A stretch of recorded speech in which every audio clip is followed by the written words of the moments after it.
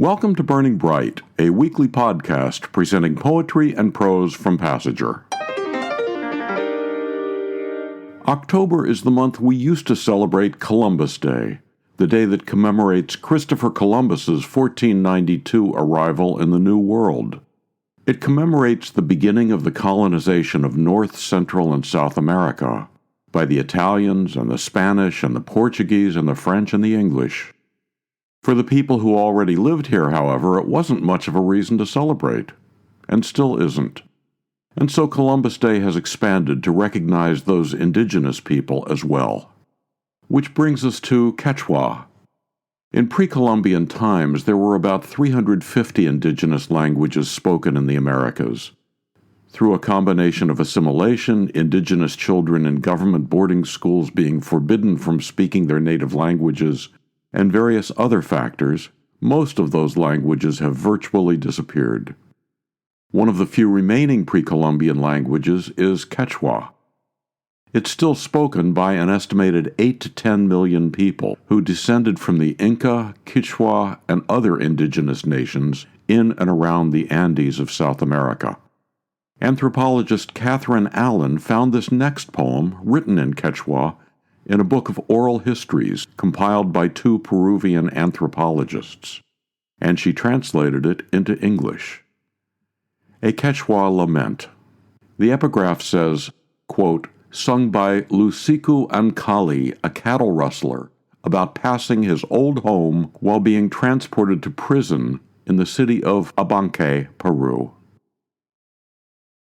When I reached the pass above Lulita, Kasata Wasaparutika, and crossed over the hill to the valley, Lulita Orkota Wasaparutika, the dove sighing, Pukoi, Pukoi, Pukui Pukuicha Wakayamuan, the quail crying, Liwi, Liwi, Luli Luicha Wakayamuan, turned into my mother, turned into my father, Mamai Tukuspa, Tai Tukuspa, and even the eagle screamed at me.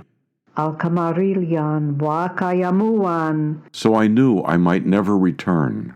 Talvez cha mananya kutimusakchu, Might never come back. Talvez cha mananya wiltamusakchu. If my sweetheart tries to come after me, Yanachalya katimuaftika, show her the traces of skunk. Anyaspa la strunta kawayachingi, Show her the tracks of a fox. Atukpa yupinta kawayachingi.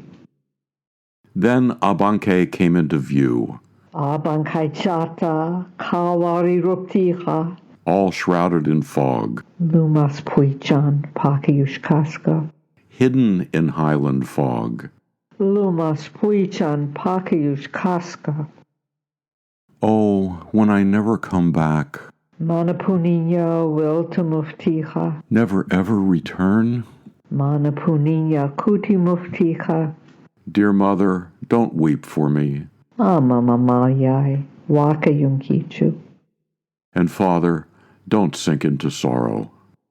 Ama taitariai lakiyunkichu. A Quechua Lament, translated and read in Quechua by Catherine Allen, from Passager's 2021 Poetry Contest issue. Andrew Brown said, one of the first things my Lakota grandfather taught me was, stand your ground. The ground you stand on is sacred. One of the first things my white grandfather made me memorize was Lay of the Last Minstrel by Sir Walter Scott. It begins, breathes there a man with soul so dread, who never to himself has said, this is my own, my native land. Andy said, I'm very lucky nature placed such convictions and reverence for passion and language into my DNA.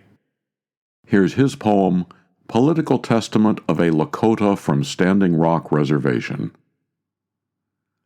If you'd worked in the melon fields, bent double, your back lashed with the whip of the summer sun, if you'd carried water from the pump through clouds of choking dust and made a meal of beans and fry bread, then paid the man for the privilege of work, I could accept you as president.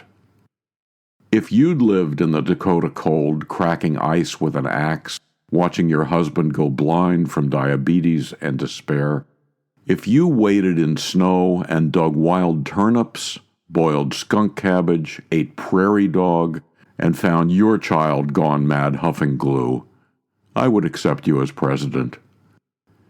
If you'll promise to give back our Black Hills and honor the promise of every treaty the nation broke, if you'll care as much for our children as the children of your loins, and if you will truly live with us in defeat and poverty while still keeping your dignity, then you can be my president.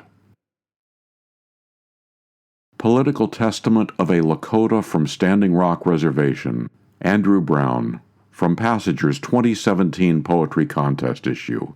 Andy also wrote the book The Chuggalug King and Other Stories. To buy Andy's book, subscribe to, or learn more about Passager and its commitment to writers over 50, go to PassagerBooks.com. You can download Burning Bright from Spotify, Apple and Google Podcasts, and various other podcast apps. For Kendra, Mary, Christine, Roseanne, and the rest of the Passager staff, I'm John Shore.